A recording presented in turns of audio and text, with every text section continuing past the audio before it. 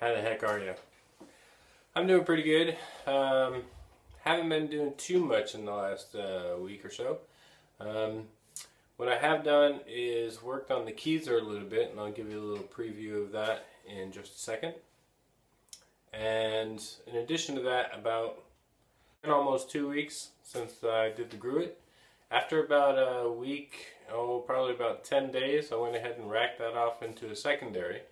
And so it's been there for about 4 days. I went ahead and took a sample of that and thought I'd go ahead and share my first experience with the Gruit with you. So here's a sort of the sample view of it. Now it's straight out of the secondary, so not going to be any carbonation there whatsoever. But that's basically the color. So let's get the aroma.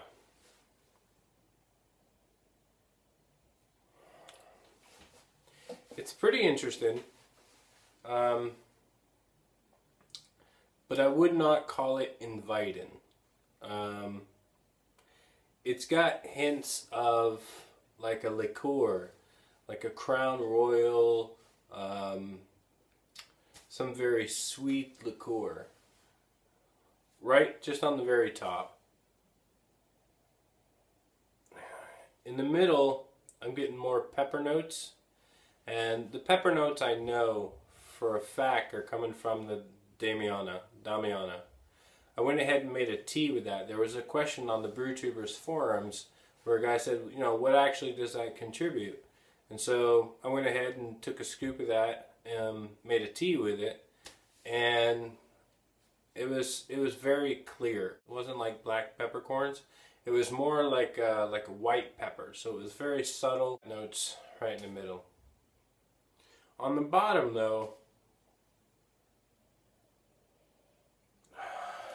there's something there, and I can't, it's not like anything that I've ever ate or drank before. And to be honest, it's not like something I want to drink or eat. The only thing that comes to my mind, it's kind of embarrassing to say this, but it's like barnyard chicken feet. It's just, it's not inviting at all. So it's like a liqueur, peppery, something else. It's not revolting in any way, shape, or form. So it's just sort of, it's mild and subdued, but it's there. All right, so I'll take a taste. Let's take a taste.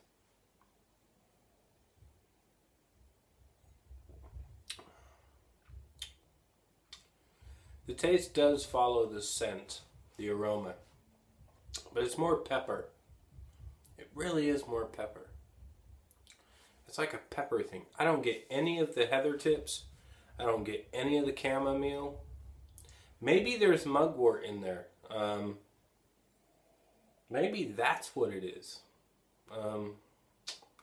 But underneath the pepper, I have to do like a tea with the mugwort and sort of get some notes on that. It's not revolting, it's not astringent, it's none of those. It's not like off or bad. It's just that is what the results of the herbs is. So I'm going to have to take some time to think about this one. I can bottle a few up and see how they age, because I don't know if I want to put 5 gallons of this into a keg. Will I ever drink this? Will I ever drink this? This is kind of the question I have to ask myself. When will I ever want to drink this? This is like the Wii, It's something you play for 5 minutes and then you use it only to share with your friends when they come over. And that's the only time you use it. So that would be the only time. It's like the story behind it. You say, here, give it a try. What do you think? You know what they're going to say. It's good. Here's the freezer. Turn it on. Thank you, STC 1000. 4.4 degrees. Coming back down to 4. Yeah. Cheers.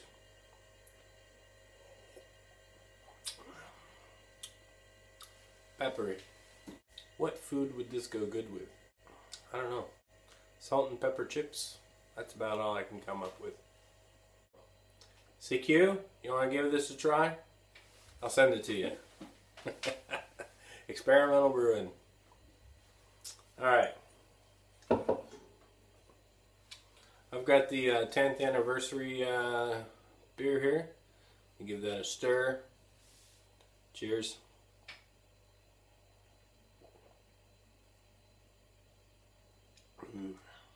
It's definitely getting better.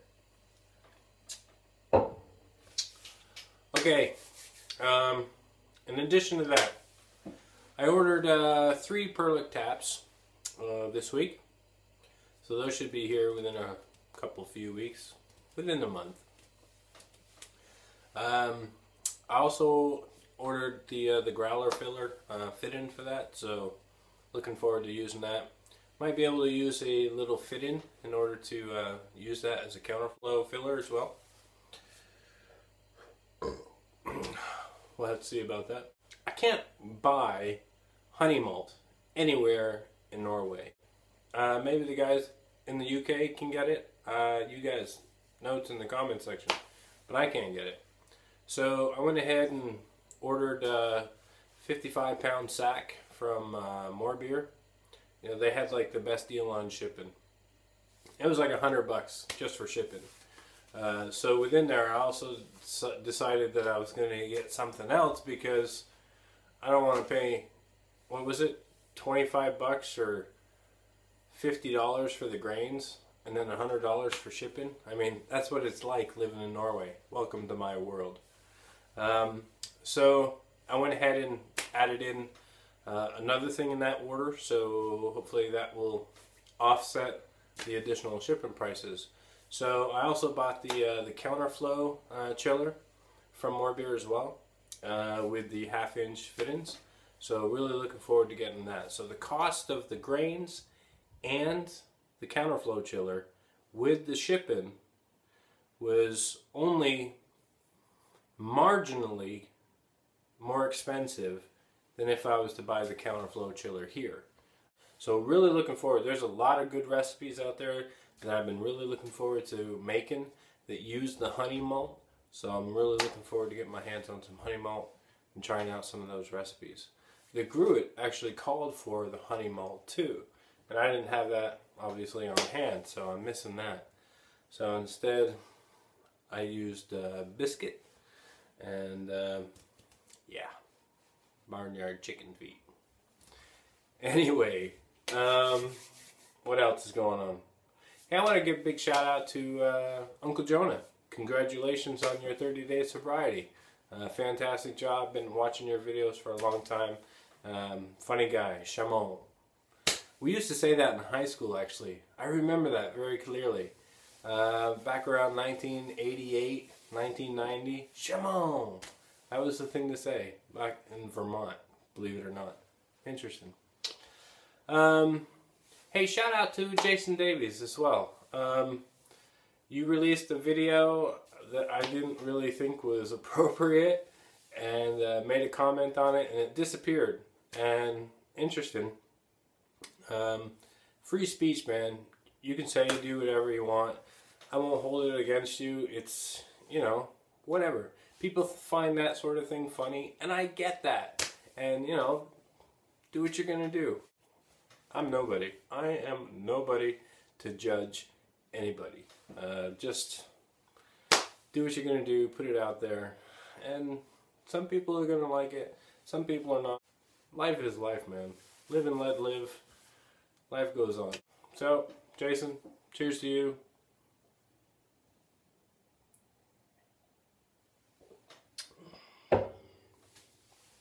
Also want to get a shout out to CF Wolnia. CF OWLNIA. You probably know him. His videos, he starts off with, "I'm a brewhead." Must be sunny where he lives because he really likes those sunglasses. He had a competition a while back. And he was giving away an ounce of Citra or something like that. And I guess I won. and never received a notification that I had won. I guess you just expected me to watch the next video, and for some reason it was one that I missed, and I never saw the congratulations or hey, I won the competition, my name fell out of a hat, whatever it was. If you guys ever mention me, if anybody ever mentions me and I don't comment on it, please let me know. There's a lot of Homebrew Wednesday people that I'm following. Everybody's just sort of exploding, and the thing is out there, and I love watching lots of videos, and sometimes I don't get to watch every single one because newer ones are coming out and the older ones that I miss, you know, sort of get stuck behind the stack. Thank you, YouTube. And so I'm sort of going on and watching the newer ones as they're coming out, and I might have missed yours. So I really apologize for missing that one. Especially missed out on the hops. Yay! Maybe not, but it probably would have cost you more to ship it over here than what you paid for it. So maybe that was a good thing for you. Anyways, you should give it to like a second participant. You know, take out another name from the hat. Yeah. But anyways, shout out to you, Brewhead. Appreciate it. CFWOLNIA. Cheers to you. So I finally got the Keezer done. Well, it's not done.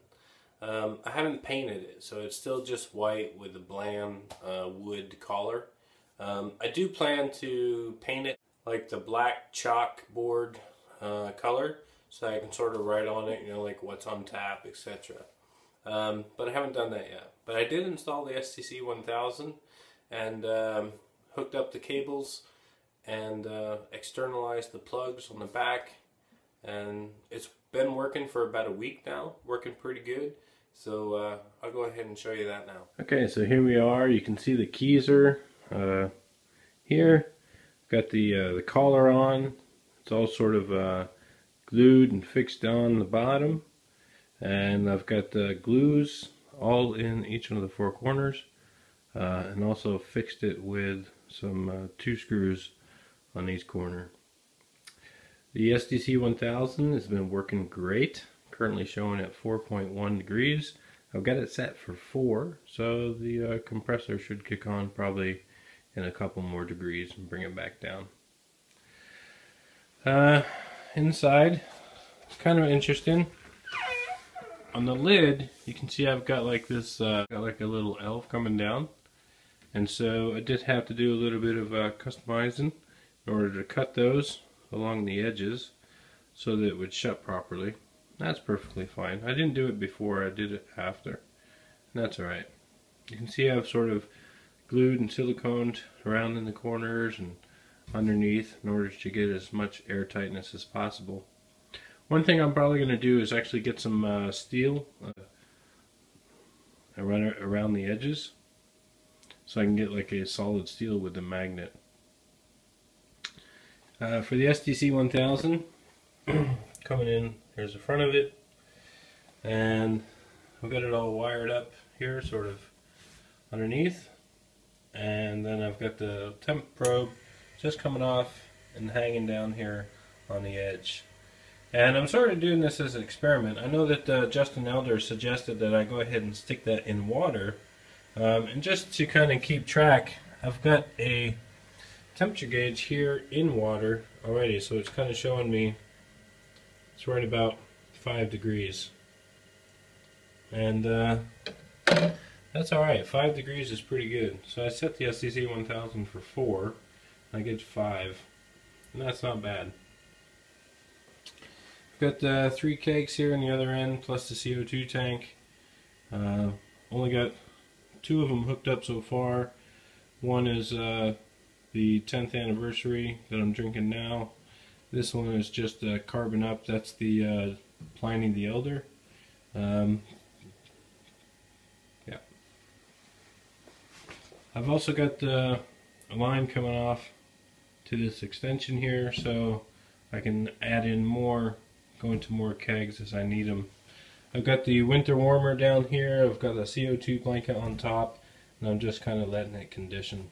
But you can see there's a lot of space in between these, and you know that's 3 wide, so I could definitely scratch those over to the left a little bit and get 2 more kegs in here. So I could definitely do at least 9 kegs comfortably, and probably maybe even a couple in between the kegs, so go more than that if necessary. But that's just way overboard. Right now it's just going to be for space. I'm going to keep some space for cold crashing as well, and that's about it. So yeah, it's coming along nicely. I'm enjoying it so far, and it's working out really well. So as you can see, I'm all set. I'm ready for the 3 perlick taps to arrive and put in the front. And then, you know, I don't expect ever to have more than 3 kegs on tap. I've currently got 3 kegs in there. I'm going to be buying 2 more for having kegs on hand or conditioning, things like that. Things that we can rotate out. But, you know, 3 is probably good. If I'm ever going to have more available on tap than that, I'll just put a picnic tap on it and have to open the door in order to get to it. No big deal. Anyways, guys, I hope you guys are having a very good, happy Homebrew Wednesday, a great week and weekend, and cheers to you all. Cheers, man.